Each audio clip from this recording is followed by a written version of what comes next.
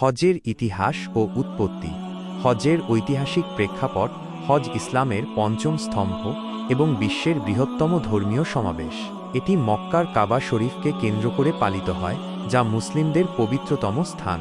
হজের উৎপত্তি হজরত ইব্রাহিম আয়ের সময় থেকে শুরু হয়, যিনি আল্লাহর নির্দেশে কাবা নির্মাণ করেন। এই ইবাদত শুধুমাত্র ধর্মীয় আচার নয়, বরং ত্যাগ, একতা ও আধ্যাত্মিক শুদ্ধির প্রতীক। প্রাচীনকালে আরবের বিভিন্ন গোত্র কাবাকে সম্মান করত, তবে হজ্জের আধুনিক রূপ প্রতিষ্ঠিত হয় হজরত মুহাম্মদ শায়ের সময়। হজ্জের ইতিহাস মানুষের আল্লাহর প্রতি আনুগত্য ও ভালোবাসার এক অমর কাহিনী। এটি প্রতিবছর লাখো মুসলিমকে একত্রিত করে, যারা আধ্যাত্মিক পুনর্জন্মের আশায় মক্কায় সমবেত হয়। হজরত ইব্রাহিম আয়ের ত্যাগের গল্প। হজের মূল ইতিহাস হজরত ইব্রাহিম আয়ের ত্যাগ ও আনুগত্যের সাথে জড়িত। আল্লাহর নির্দেশে তিনি স্ত্রী হজরত হাজেরা ও পুত্র হজরত ইসমাইল আকে মক্কার নির্জন উপত্যকায় রেখে আসেন। এই মরুভূমিতে পানির অভাবে হাজেরা সাফা ও মারওয়া পাহাড়ের মাঝে পানির সন্ধানে ছুটে বেড়ান। আল্লাহর রহমতে ইসমাইল আয়ের পায়ের কাছে জমজম কূপের উৎস সৃষ্টি হয়, যা আজও হজের একটি গুরুত্বপূর্ণ অংশ। পরবর্তীতে আল্লাহ ইব্রাহিম আকে স্বপ্নে ইসমাইল আকে কোরবানি দেওয়ার নির্দেশ দেন।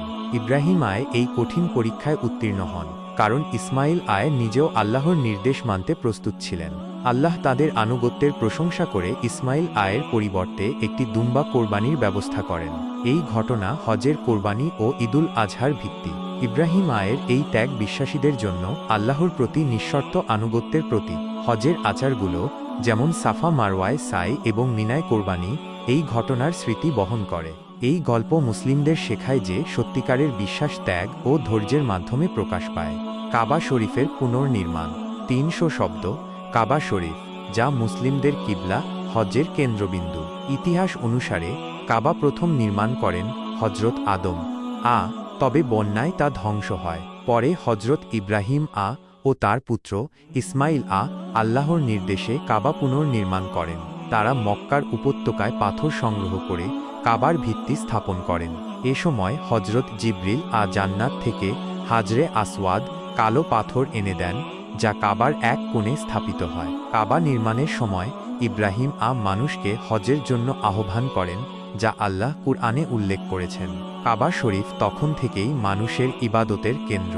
পরবর্তীতে আরবের গোত্রগুলো কাবায় মূর্তি স্থাপন করে, কিন্তু হজরত মুহাম্মদ মক্কা বিজয়ের সময় কাবাকে মূর্তিমুক্ত করেন। তিনি কাবার পবিত্রতা পুনঃপ্রতিষ্ঠা করেন এবং হজ্জের আচারগুলো সুনির্দিষ্ট করেন। কাবা বারবার সংস্কার করা হয়েছে, তবে এর মূল কাঠামো অপরিবর্তিত। এটি মুসলিমদের ঐক্যের প্রতীক এবং হজ্জের সময় তাওয়াফের মাধ্যমে এর পবিত্রতা প্রকাশ পায়।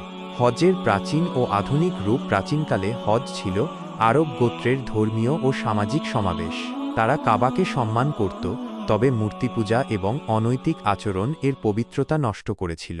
হজরত মুহাম্মদ হজ্জের প্রকৃত রূপ পুনঃপ্রতিষ্ঠা করেন, যা তাঁর বিদায় হজ্জে স্পষ্ট হয়। তিনি তাওয়াফ, সাই, আরাফাতে অবস্থান ও কোরবানির নিয়ম প্রতিষ্ঠা করেন। আধুনিক যুগে হজ বিশ্বব্যাপী মুসলিমদের জন্য একটি সুসংগঠিত ইবাদত। সৌদি সরকার প্রতি বছর লাখো হাজির নিরাপত্তা ও সুবিধা নিশ্চিত করে। প্রযুক্তি ও পরিকাঠামোর উন্নতি হজকে আরও নিরাপদ ও সহজ করেছে, তবে এর আধ্যাত্মিক মূল্য অপরিবর্তিত, যা ত্যাগ ও ঐক্যের বার্তা বহন করে। ইতিহাস থেকে শিক্ষা। হজ্জের ইতিহাস আমাদের ত্যাগ, ধৈর্য ও আল্লাহর প্রতি আনুগত্য শেখায়। হজরত ইব্রাহিম আয়ের জীবন থেকে আমরা শিখি, বিশ্বাসের পথে চ্যালেঞ্জ মোকাবিলা করতে হয়। হজ মুসলিমদের ঐক্য ও আধ্যাত্মিক পুনর্জন্মের প্রতীক হয়ে থাকবে।